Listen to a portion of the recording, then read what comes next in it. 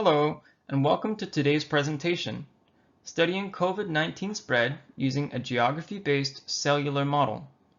My name is Glenn Davidson, and the co-author on this paper is Dr. Gabriel Weiner. Why is predicting the spread of disease important? It's clear that pandemic underpreparedness results in poor disease outcomes. On the other hand, over-preparation can waste millions in taxpayer dollars. For example, a $21 million field hospital was built in New York in response to their severe COVID-19 outbreak. But it never saw a single patient because the extra capacity was no longer needed by the time construction had completed. Today's presentation discusses the geography-based cellular COVID-19 disease spread model published in our paper, including how disease spread can be modeled, how geographical information can be integrated with cellular automata, an overview of our geography-based cellular model, which predicts the timing and location of new infections, and a case study which compares the model's results to known case data in Ontario, Canada. We define a CellDevs model of COVID-19 spread that uses irregular geography-based neighborhoods, can be easily adapted to new geographical areas, and is validated using real COVID-19 case data. So how can disease spread be modeled? A common approach is to use compartmental differential equations. A compartmental differential equation model divides a field of interest into different states and then describes the flow between these states as differential equation relationships. In the context of disease spread, a single person's state of infection could naturally be described as 1. Not infected and have no immunity to the pathogen, 2. They're currently infected, or 3. Have recovered from the infection with some amount of immunity. This, on average, is the course an infectious disease takes through a person. And if we label these states as susceptible, infected, and recovered, we can describe the evolution of a pandemic through a population over time. And this is the simplest of infectious disease spread models, the susceptible, infected, recovered model, abbreviated as SIR. The graph shown here gives the typical trajectory of an SIR model, where the simulation begins with nearly 100% susceptible, shown in blue. Infections slowly rise as people have daily contacts, shown in red, and this growth slows when the recovered population increases and eventually becomes the majority, shown in green.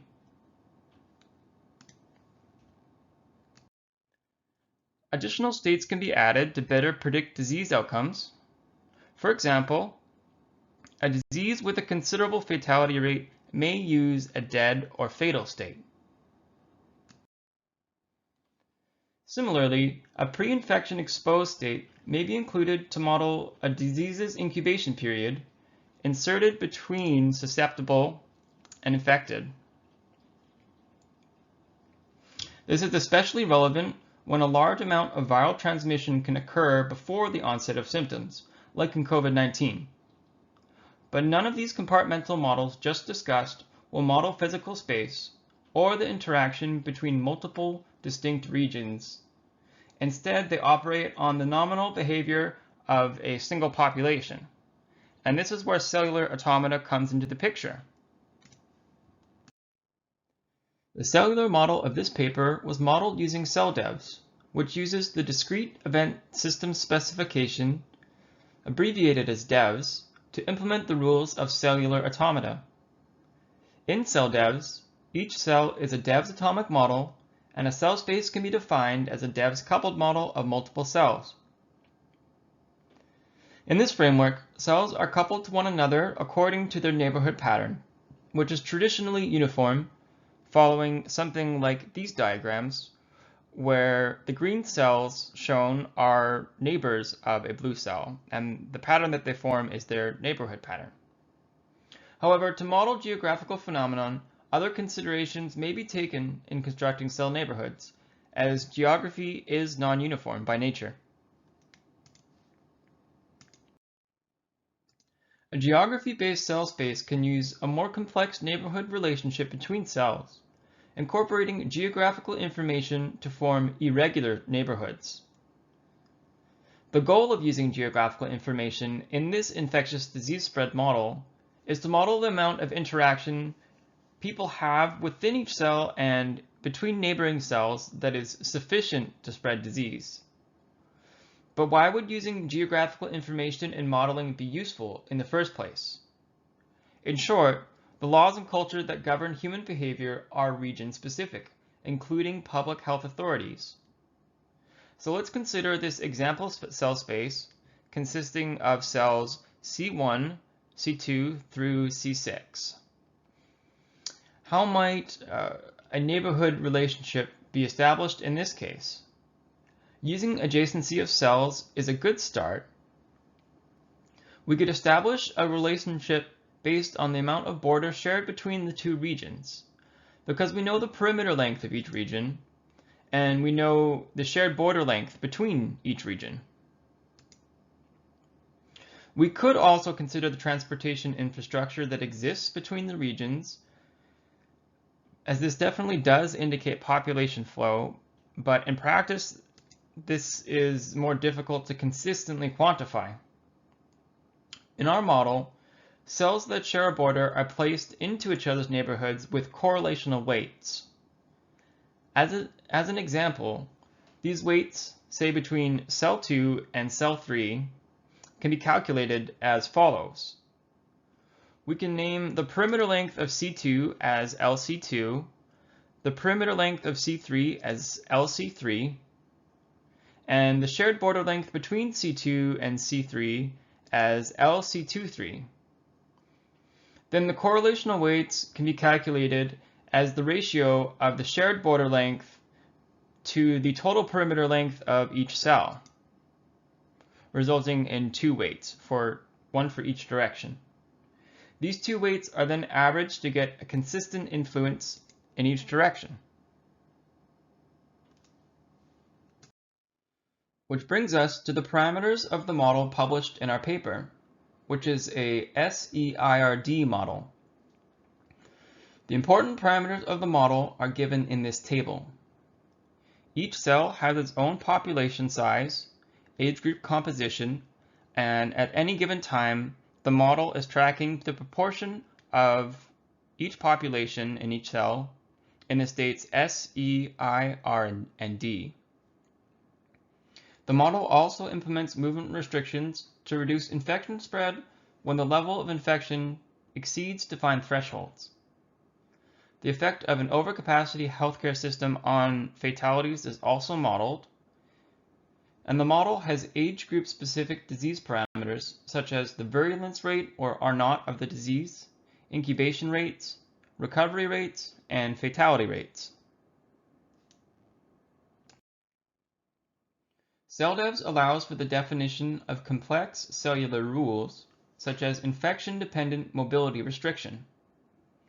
This slide shows an example of a movement restriction policy in action within a single cell. The ideal case of a mobility restriction policy is that no new infections occur once they are enacted, which is not practical in reality, but this is what it would look like within the model. Once it comes into effect above 5% total infections, no new exposures occur and the infections decline until a lower bound is reached, and then the policy is lifted and infections rise again. When movement restriction policies are only partially effective, the spread of infection is slowed, but it isn't eliminated. We can see in this example that at 2% infected, where this policy comes into effect, new exposures slow briefly because of the restrictions, but it's not enough to stop the spread. It's also possible to increase the severity of movement restrictions as the level of infection rises, and this we have also implemented in the model. With the foundations of the model established, we began a case study using the geography of Ontario, Canada, which has 34 public health regions within the province. For all regions, positive cases per day have been reported from January 2020 to present day, which includes the disease outcomes in each report. The new infections per day for one group of regions looks like the following graph, showing 7 regions. The Toronto Public Health Unit, shown in the orange curve, had the strongest first wave of COVID-19, with adjacent areas also having cases. And because of this, Toronto was used as the initial infection source for our simulations. However, this graph only shows 7 out of the 34 regions, and all 34 regions must be considered by the model. Using the case reports per region, we were able to adjust the model's parameters to better match reality.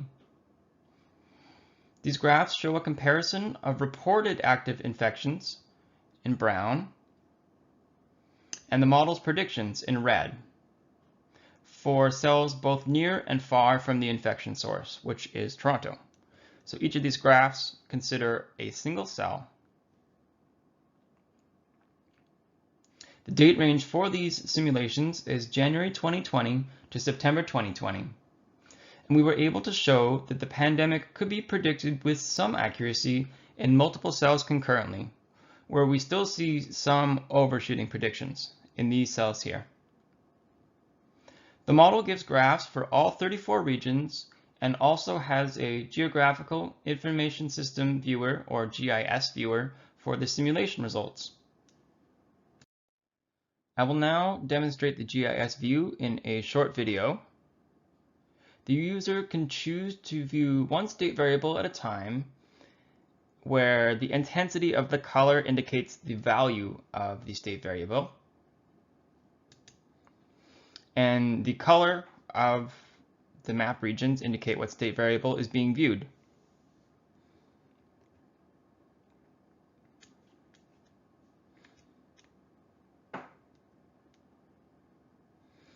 And we can focus on particular regions by zooming in if we look at, say, infected in this example.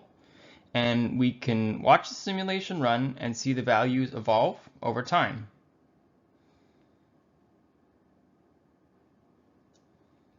And if we want to find specific information about what's going on in a cell, the simulation can be stopped and a certain cell can be analyzed. And we can get characteristics such as the cell ID, which is equivalent to the name, the population of the cell, which in this case is 1.2 million approximately, and we can get the fraction of population that is in each of these infection states. To conclude, we have defined a geography-based COVID-19 disease spread model which implements complex cellular rules. The model has been compared to real case data in Ontario, Canada, showing a degree of accuracy in predicting the timing and location of new infections. Future work for this model includes considering cell population density, as this appears to be a source of error in the current model, finding the best fit model parameters according to the case study data, and adapting the model parameters to accommodate a longer time period, as only the year 2020 was actually considered for this paper.